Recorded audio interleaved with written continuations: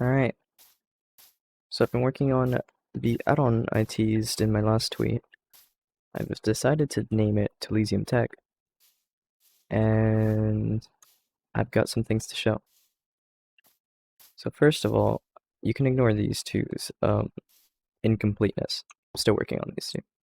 But we've got a generator. This takes coal. Blocks of coal or the normal coal variant. Blocks of coal, of course, give it 9 power compared to the 1 power a normal coal block gives it, or coal gives it. To actually use this power, you'd click this with either coal or the coal block. And then after that, you'd use a sparker to convert the power from this into the actual power that's used in the system. Which is, it sends sparks every so often. See that lighting up. And then you can use a pipe to transfer it. There are several different types of pipes which you can get by just using a stone cutter, if I can find one, and just tossing a pipe in there. You can access the other types. So here's a left corner pipe.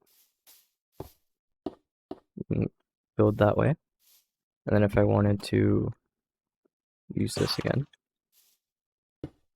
and then if I wanted to use a right corner pipe, that'll work. There's also a T-pipe in there, but I'm not going to use that. Then after you have that, it'll travel down this line, and you'd use a converter. And the converter takes that energy and puts it into machines like this quarry. The way the quarry works is the basic one has a max of a 5x5 area. If you want to use less than that for whatever reason, all you have to do is mark out the corners. So let's say I wanted a 3x3 instead. And now, to actually get this quarry up and running, I'd click this. And now it's scanned it in the 3x3 area. And now it'll start mining whatever's in here whenever it receives power. Oh, apparently it skipped this layer because I didn't put it in early enough. But yeah, now it'll keep mining in this snake pattern.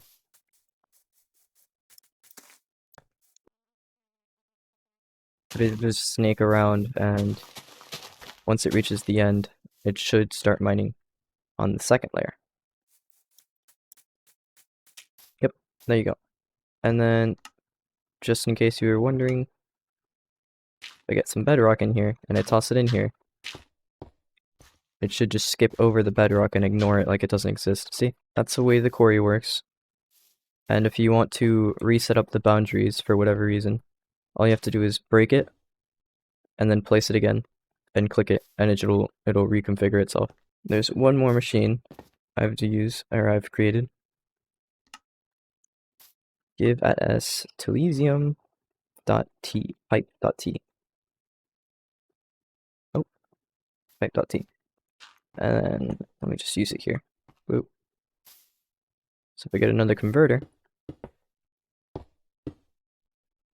and I just grab the other machine, which is a charger. This charger is used to power things like grapplers. So the way grappler works is you get a normal grappler, and whenever you use it, it'll lose durability. Once it reaches around 0 durability, it'll turn into an unpowered grappler. Then you go up to a charger, and every time it receives a pulse, there's a 50% chance that it'll light up a green light. Once it reaches 4 green lights, and it gets another power signal, it'll just turn into a powered one.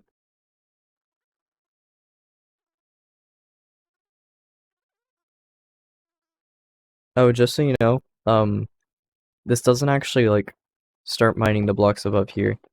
After it gets to the lowest layer, it won't go back up. You'll have to replace it if you want to do that.